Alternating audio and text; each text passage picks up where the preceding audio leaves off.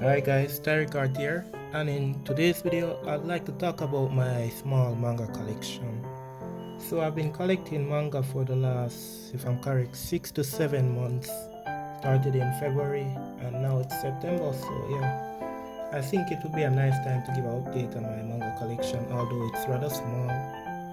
I should note that there will be a few additions in the coming weeks or months because someone close to me decided to get me few manga volumes for my birthday gift. So yeah. First here we have Death Note, the Black Edition, Volume 1, which a special thing to note about this manga is that it's actually 2 volumes in one. So I think Death Note has around 10 volumes, 10 or 12 volumes, right? And with the Black Edition, there's basically 2 volumes to one solid volume book. So I think in total there's 6 of them, which to me I think is a very financially wise thing to do, because for one, the cost for this did not add up to what it would cost to buy 2 separate manga volumes. It was actually less in that case, and it's around the price for this manga volume that I'll be reading up next. So yeah, next up is Tokyo Ghoul. I have volumes 1 and volumes 2.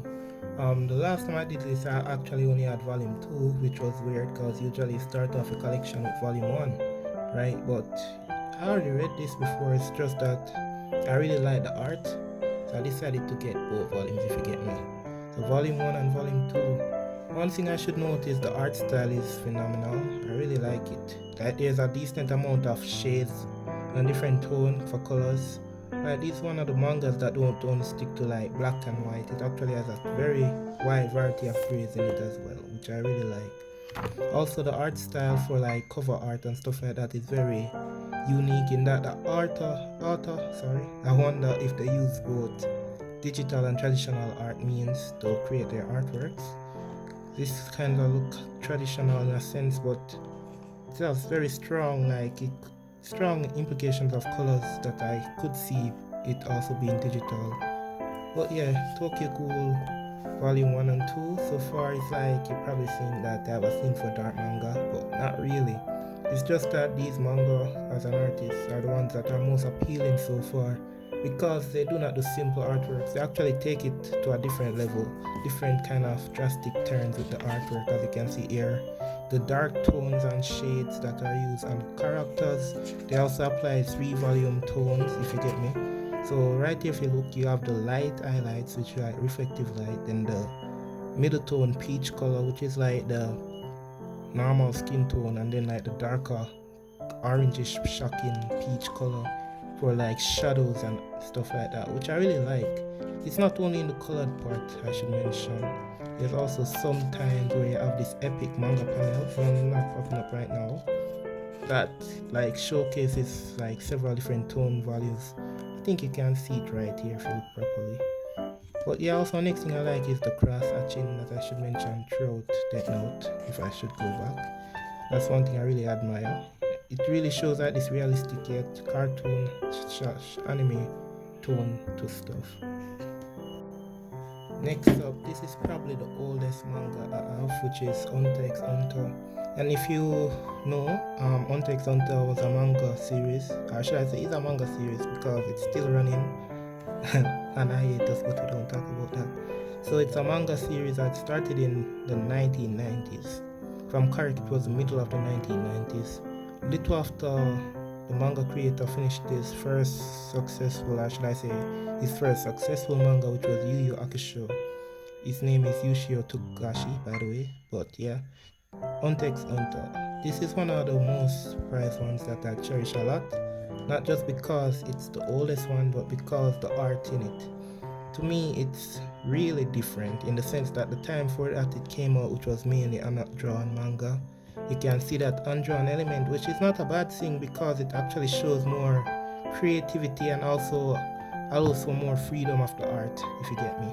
Like, digital art has so much that it can do, but like there's still a lot of limits to it. Hence why most artists incorporate digital with the traditional artwork. But this one you can look and tell that it's mainly undrawn due to simple details like the different weight in the lines that is being added on for outlines at times, the different way that the characters might look at parts. Also, it's just like, how can I put it? You can just tell that someone and went to paper, in sense that they also try to make things simple, but at the same time still as complex and intricate, if you get me. But yeah, I really like this manga. I also like the paneling. I like how they break the fourth wall, which in manga is usually when the character is outside of the panel. In this instance, you can see it right here. See if I can find a clearer example. Yes, this is the best example of it.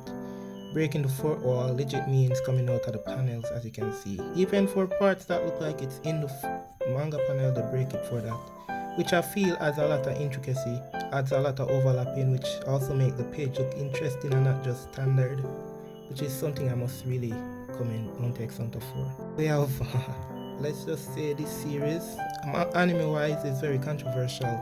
Great season 1, shitty season 2, or they rush everything and remove manga arcs completely. But this is my biggest collection, The Promised Neverland. You have 1, 2, 3. And to be honest, I bought them in that order as well, because this was one of the cases where a manga in the store did not have someone buying out everything.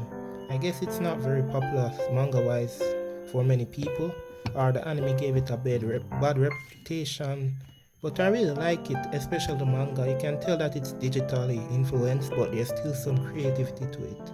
A lot of overlapping, a lot of dynamic angles. For example, your eyes, when you're looking at this, your eyes will want to follow from one side, come all the way down, and then go back up through this side and stuff like that.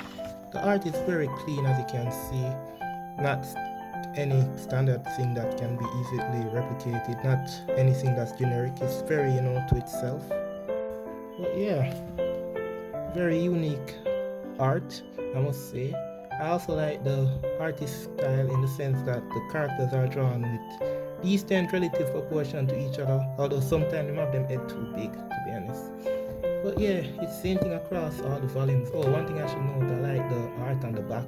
It's like a comparison overall. I don't know if this is how it goes throughout the entire volumes, but it's something I realized with the first 3, and I really like that.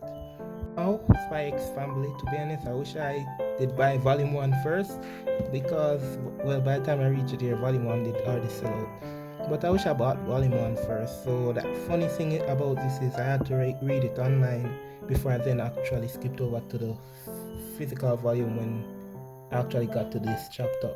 It's really good. It's a mixture of romance, comedy, mystery, and to be honest, this have a soft spot for most persons, and it also does for me. One thing I'm proud to say, I've been reading this before it went mainstream with the anime, to be honest. Here we have probably the most popular anime manga in the last 5 years sales wise, Demon Slayer Kimetsu no Yaiba. I only have volume 2 and 5. I really want to get 1, but well, that it gets sold out right away. And the funny thing to mention is I had to put this volume like in the back part of the store, over like the kids section, so that the chances of me seeing it the next time I went there was higher. So that's how I actually got this volume, to be honest. Something I should not be proud of saying, but yeah, I had to do what I had to do. This one right here, let's just say when I saw the store that I went to buy it at, post this on their Instagram, I was actually hyped. Not because it's a sport manga, but to be honest, it's the manga that gave me the most, what could I say, the most adrenaline rush as someone who does sports to an extent and also likes teamwork.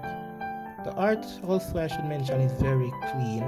It's not like, oh, the art style is very unique, but like the art style has its small perks, which are stuff that I would say gravitate people, I should say, to the manga. Also, not just that alone, it's a very good manga when it comes to learning about the sport of volleyball. And also, in general, it just gives a sense of the high school experience to some extent. Probably a bit over exaggerated at parts, but can't go wrong with a manga like this, especially as one of your first sports manga, I must say. So IQ Volume 1, I hope I can get Volume 2 soon. I went over this before, which is Jujutsu Kaisen. If I'm correct, I'll be getting Volume 1 for this soon. So I'll go over that when it does come out as well. Yeah, the art is good, not anything crazy. I like that the art is kind of sketchy, so that traditional art style. It's similar to this one, which is Chainsaw Man, which I should mention. Sketchy look to it, sketchy feel. This looks like something that you can just take a pencil and do right away, if you get me. But it's still unique and still takes a lot of time and effort, especially to replicate the texture of everything over and over, the same art style, the same face, the same eyes, and ensure that there's consistency throughout all of it. I really like that. So yeah, in total I think I have around 14 volumes. I think I have about 8 different series, if I'm correct. 14 volumes, 8 or 9 different series. But yeah, that's what I have right now, and I hope that you like this video. Like, comment and subscribe. See you in the next one.